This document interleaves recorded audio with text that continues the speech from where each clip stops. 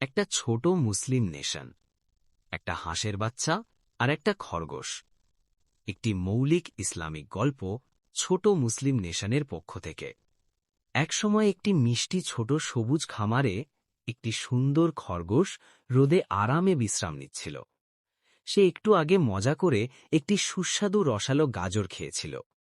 হঠাৎ একটা জোরে শব্দ তাকে চমকে দিল, আর তার লম্বা কানগুলো খাড়া হয়ে গেল।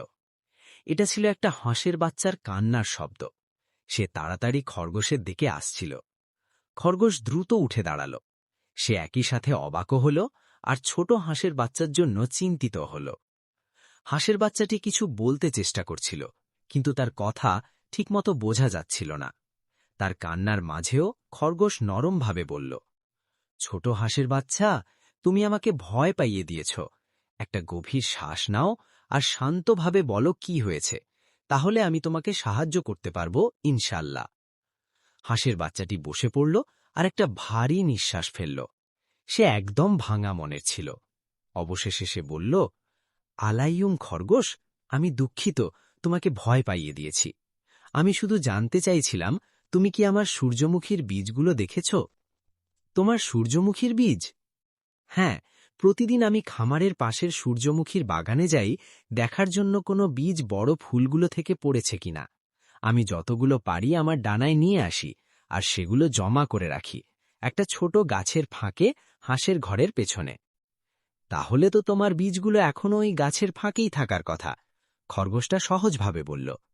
হাঁসের বাচ্চা কাঁদতে কাঁদতে বলল, না, সেগুলো নেই, সব শেষ। কেউ আমার মূল্যবান সূর্যমুখীর বীজগুলো চুরি করে নিয়ে গেছে। খরগোশ হতভম্ব হয়ে দাঁড়িয়ে রইল। চুরি হয়েছে? সুবহান আল্লাহ! আল্লাহ দেখছেন, তবুও কে চুরি করতে পারে? হাঁসের বাচ্চা আরও জোরে কাঁদতে লাগল, আর খরগোশ তাকে সান্ত্বনা দেওয়ার চেষ্টা করল। হাঁসের বাচ্চা খরগোশের গায়ে হেলে পড়ে মন খুলে কাঁদতে লাগল। অবশেষে খরগোশ দৃঢ়ভাবে বলল, এটা খুব গুরুত্বপূর্ণ ব্যাপার, আমাদের খোঁজ নিতে হবে। যদি আমাদের মধ্যে কোনো চোর থাকে, আমাদের জানতে হবে সে কে। আশা করি আমরা তোমার বীজগুলো ফিরে পেতে পারব, যদি এখনো কেউ খেয়ে না ফেলে। হাঁসের বাচ্চা নাক টেনে বলল, কিন্তু আমি জানি না কিভাবে খোঁজ নিতে হয়। আমার মা হাঁস আমার ভাই বোনেদের নিয়ে ব্যস্ত, আর তিনি শুধু আমাদের খাবার খুঁজে পাওয়া শিখিয়েছেন। চিন্তা করো না, এটা এমন কিছু নয় যা মায়েরা শেখায়। আল্লাহ আমাদের পথ দেখাবেন। দুজন একসাথে খামার জুড়ে হাঁটা শুরু করল। তারা ঠিক করল ভেড়াদের জিজ্ঞেস করবে, যারা প্রতিদিন তাজা বুনো ঘাস খেতে বাইরে যায়। ভেড়ারা প্রায়ই খামারের অনেক কিছু দেখে, তাই তারা হয়তো কিছু অদ্ভুত দেখেছে। আসসালামু আলাইকুম বন্ধুরা, এই ছোট হাঁসের বাচ্চাটি ভয় পাচ্ছে, কারণ কেউ তার যত্ন করে জমানো বীজগুলো চুরি করেছে। তোমাদের কেউ কি কিছু অদ্ভুত দেখেছ? চুরি? আল্লাহ দেখছেন, তবুও কে চুরি করবে? একটা ভেড়া রাগ দিয়ে বলল।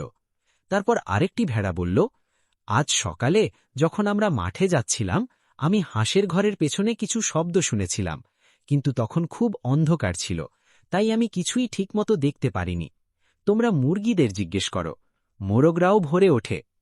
খরগোশ আর হাঁসের বাচ্চা দয়ালু ভেড়াদের ধন্যবাদ জানিয়ে মুরগির ঘরের দিকে গেল।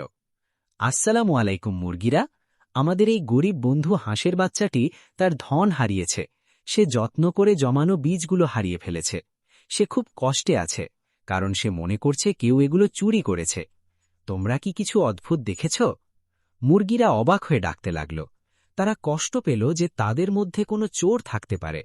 একটা মুরগি বলল, আহ ছোট হাঁসের বাচ্চা, তুমি নিশ্চয়ই খুব দুঃখ পেয়েছ। আল্লাহ দেখছেন, তবুও কে চুরি করবে?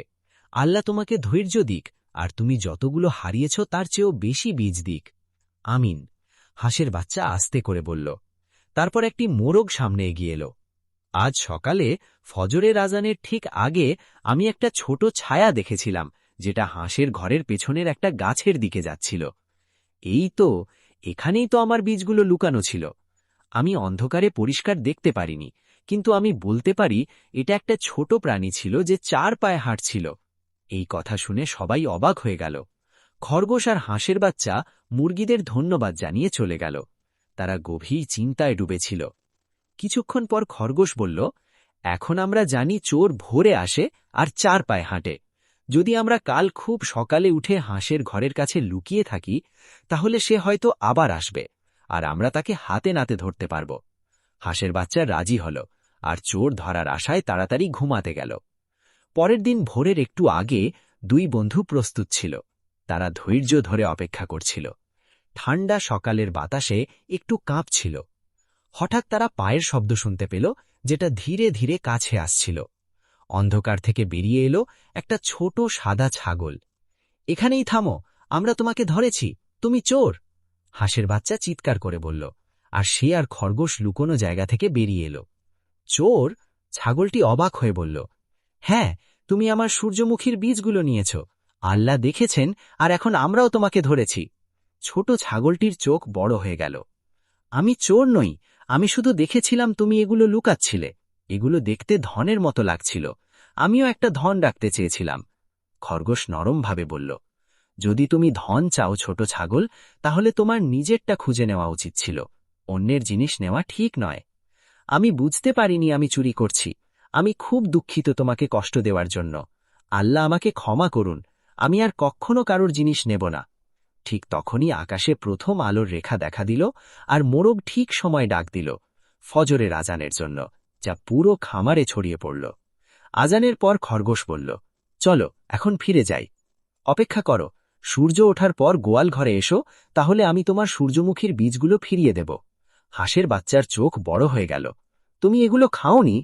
না, আমি সূর্যমুখীর বীজ খাই না, আমি শুধু রাখতে চেয়েছিলাম, কারণ এগুলো আমার কাছে ধনের মতো মনে হয়েছিল। আলহামদুলিল্লাহ, আলহামদুলিল্লাহ, হাঁসের বাচ্চা আনন্দে লাফাতে লাগল। সূর্য পুরোপুরি ওঠার পর হাঁসের বাচ্চা গোয়াল ঘরে গেল। সেখানে ছাগল খরগোশের সাহায্যে বীজগুলো ফিরিয়ে দিল। তারা এগুলো আবার গাছের ফাঁকে নিয়ে গিয়ে রাখল।